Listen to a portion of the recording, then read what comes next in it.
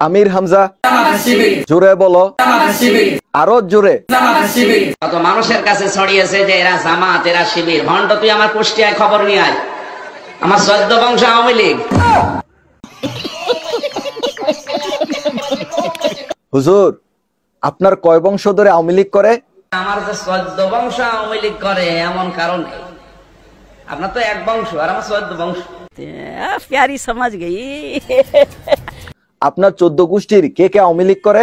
দাদার, মামার, খালার, শ্বশুরের যত কোল আছে সব আওয়ামী লীগ। বুঝো না এই ব্যাপারটা? আপনার চাচা কত বছর ধরে আওয়ামী লীগের চেয়ারম্যান? আমার নিজের আপন চাচা চেয়ারম্যান। আমার দাদার চাচা মিলে তো আওয়ামী লীগের চেয়ারম্যান প্রায় 21 বছরের বেশি। হুজুর, শেখ হাসিনা যে স্বপ্ন দেখছে সে স্বপ্ন যদি কেউ বাস্তবায়ন না করে তাহলে সে কি জান্নাতে যাবে না জাহান্নামে যাবে? 16 কোটি মানুষের জননী প্রধানমন্ত্রী শেখ হাসিনা যে স্বপ্ন দেখেছে এটা বাস্তবায়নের জন্য যে কাজ করবে না, সে যে দলের লোক হয় হোক, ও জাহান্নামে যাবে। এবার বুঝো ঠেলা, তুঙ্গ হুজুরে ফতুয়া দিয়া দিছে শেখ হাসিনা যে স্বপ্ন দেখছে এই স্বপ্ন বাস্তবায়ন না করলে নাকি সে সোজা জাহান্নামে। তোর মাথা নষ্ট।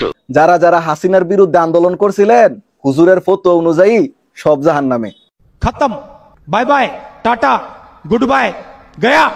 আপনারা নিজের চোখেই দেখলেন বিগত 16 বছরে সে কিভাবে আওয়ামী লীগকে তেল মেরে চলতো।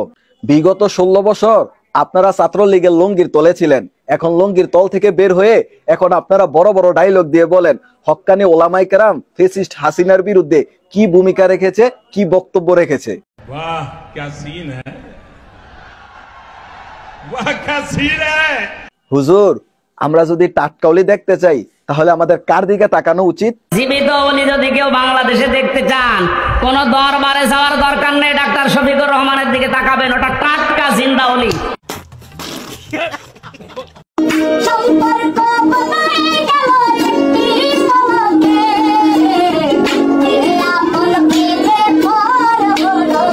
জামায়াতকে ভোট দিলে বেহেশত নিশ্চিত।